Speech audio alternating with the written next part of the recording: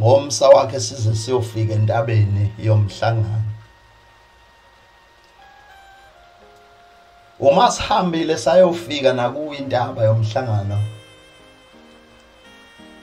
kungafuna ke enhlizweni yomuntu nomuntu abe nayo into eyumbuzo kuye ukuthi lolu hambo lumsiza ngani, uhamba nje yini ayihambelayo.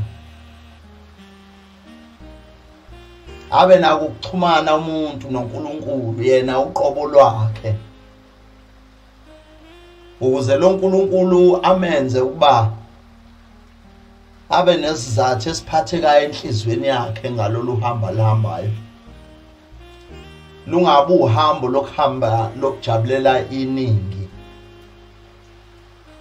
noma sesibuyile kulo mawungabuza umuntu ukuthi uNkulunkulu kwenzeleni, yini lobuyo ifuna kuye, uze uhamba uhambo olungaka. Athi umuntu besibaningi ningi bethu behlula, besibaningi kakhulu. Ubona ukuthi yona nkolo le ukuthi besibaningi, kodwa ngaphezulu kwalobu buningi akukho kunye ekukhona kuye umuntu uqobo lwakhe noNkulunkulu obekuxhumana naye ngalesi sikhathi sokuthi sikhuphukele phezulu kwentaba yomhlangano. Uma umnikazi walolu kuhamba eyonyukela ohambweni noma ezofikelela phezulu kwentaba, ubizwa izwi likaNkulunkulu elambiza lasho ukuthi lona limbizela phezulu kwentaba. Uthe uma isehlezi isikhathi la isecabanga khona, abadala mabechaza bathi umuzi wasephakameni ubungakakhona iqala ukuthi ayohlangana noNkulunkulu phezulu kwentaba yomhlangano. Kusefikelwa ukuthi cha yena akahamba phindele la evela khona. uNkulunkulu wayembiza ukuba bayohlangana nayo Mrs. Stimela masilapha entabeni kwaBhoda. Nawe kungenzeka kube khona isitimela kuso njengamanje sigcwele sinabantu abaningi kakhulu.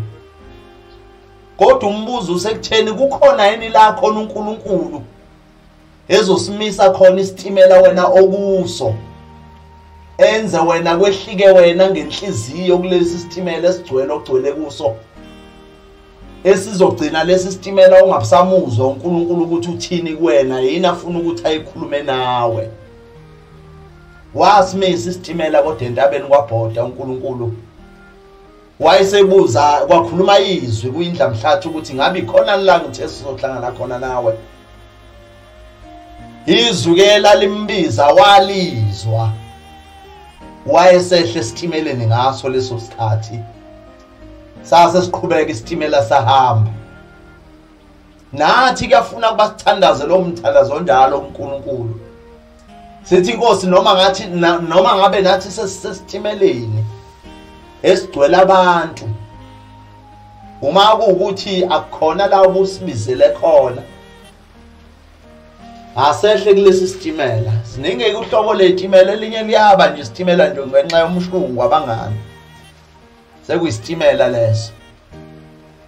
Esinye kube isitimela kodwa kuba abantu abangayenzi intando noma abangalukhulumi lolu limi uShemba asifundisile lona. Manje ke kuyafuna kuba simcele lo uNkulunkulu onjalo akwazi ukuthi akhulume nendlamhlathi. Noma singakalihambi lolu hambo, siucele lo mthandazo ofana nenkulumo eyenzeka enkosini yesithathu mayibiza umvangela uNkwanyana emagcikeni omusa sebuhleli. Imayimbiza ithi uNkulunkulu utheni kuwe ngalolu hambo esizolihamba. Funa nathi sibuze ukuthi uNkulunkulu utheni kithi kulezi insukane ezisele, sibuze ukuthi uNkulunkulu uthini ukuthi asimuze ukuthi uthini kithi ngalolu hambo esolamba. Singahambi ngoba nakuyisikhathi sokuthi khandwe, kodwa simuze ukuthi uNkulunkulu uthini kuthina ngalolu hambo esolamba. Uma sesiphakathi kulolu hambo, uma ngabe kwenzeka endleleni akabe nako ukuthi asilawule, asikhokhele enhlizweni, asimuzwe njengezwe laziwa indlamhlathi mangabe siyimisitimela kwaBhoda. Sase sibuza ukuthi ngabe ikhona la bengithume khona. Funa nathi sizwe izenjalo Elizokele sibuze ukuthi ngabe ikona lokho engikubizele kona. Sincengeni ke ngayo yonke indlela bantwana bahle nabayingcwele basekuphakameni ukuba sifune ushembe ukuba aselusa sibambe ngesandla singabaleke esandleni sakhe singafanisa abantu ababonwa inkosi langa sibonakaliswe emzini waselinda ethi la wathi ebona indlamhlathi ibiza abantu esikhundleni sokuthi basondele bazobambelela esandleni sayo babengeze esandleni sayo kodwa babebaleka bengena phakathi odakeni la ethi babona bagcine babona laba abantu sebevele ngamakhanda odakeni. Nathi kasondele sicele isandla sikaShembe sisibambe sisihole kulona lonke lolu hambo asiholele lapho efuna ukuba siye khona. Mphefumulo yethu ingasale emzimbeni yethu ngoba ikhona nengozi enjalo yokuba kuhambe inyama imphefumulo ingakhona lapho. Uzubona noma sesihamba ukuthi imphefumulo akayikho kukhona inyama kubalula mangabe kuthinteka inyama bese kuvuka inyama.